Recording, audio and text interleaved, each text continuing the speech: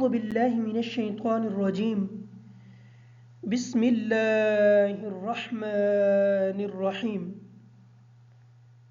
سبق نمبر 3، حروف مقطعات۔ آج کا ہمارا جو سبق ہے حروف مقطعات کے حوالے سے ہے۔ ہم پہلے یہ بات جان لیں کہ قرآن مجید کے اندر ان حروف مقطعات کا کوئی ترجمہ نہیں کیا جاتا۔ ان حروف کا ترجمہ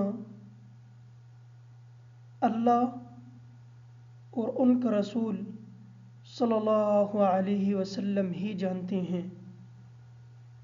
ان حروف کو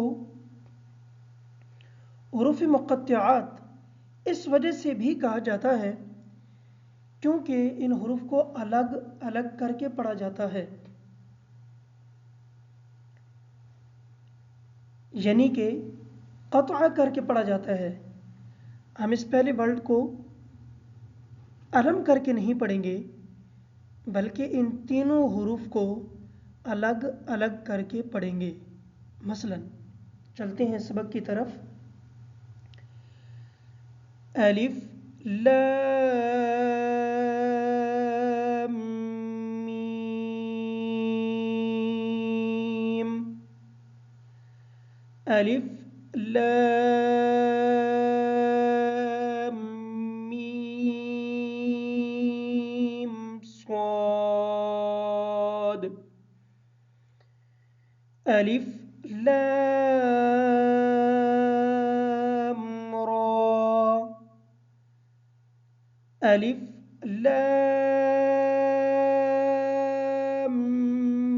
میم را، کاف ها یا عین صاد، طه طاسیم میم، طاسین یاسین، صاد حامیم،